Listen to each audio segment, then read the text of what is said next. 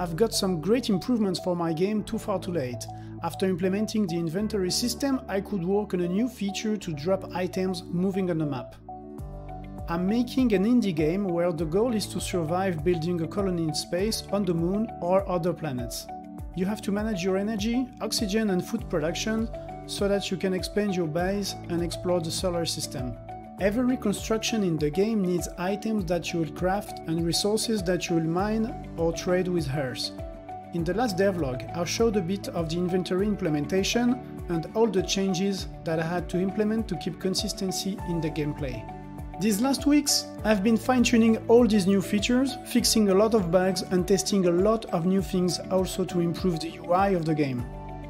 I needed a way to give the player feedback if he couldn't move an object and also to give more details about the items in the inventory so I could finish making the inventory system. I developed a tooltip system that allows the player to get that feedback when they can't move an object. This also makes the game more user-friendly. The tooltip object follows the mouse cursor and displays something when any message needs to be shown to the player. I will be able to reuse the tooltip system to make the UI clearer to the player in other parts of the game.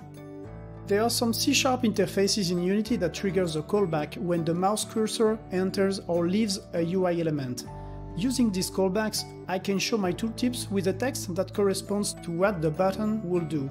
I am also using it to display a message with an error or a restriction to the player. For example, when trying to move an item to the inventory of another colonist, which is a read-only inventory, the player gets the feedback that he cannot place an item there.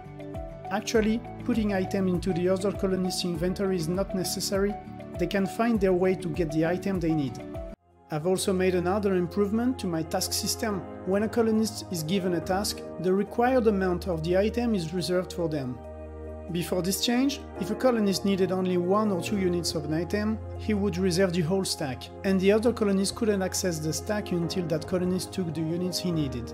Now, the colonist will only reserve the number of items required. This way, other colonists can keep working using all the other items available on the stack, and they won't get stopped because they are lacking material. I've also added a couple new item models to make things more intuitive. For example, you'll need metal beams to build a frame, pipes to build gas or liquid pipes, and glass sheet to build windows. I like how Unity displays the transparency of the glass sheet. I only had to set an alpha channel on my texture image and adjust the material of the prefab to make it transparent. That kind of detail makes all the difference.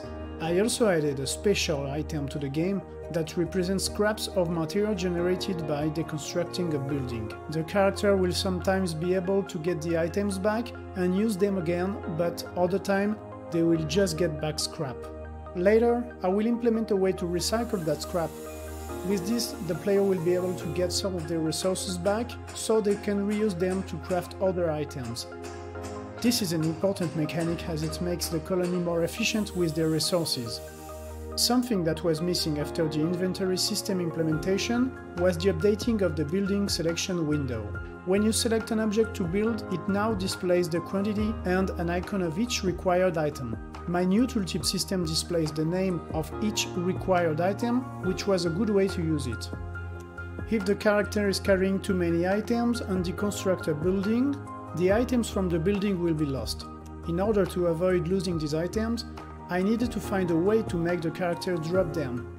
I put a new object in the game that's just a new inventory container and doesn't have a model. If the players drop an item, its model will appear on the ground. By doing it this way, you can be sure that none of the items in the crate or in the lander will be lost when you dismantle it. They will all spawn out of their containers and end up on the map. When you drop an item, it will show it floating around and eventually stops on the ground.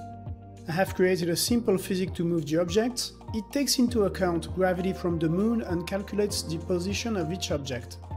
The items floating around also bounce off the obstacles like walls. Without an obstacle, the object will continue moving in a straight line.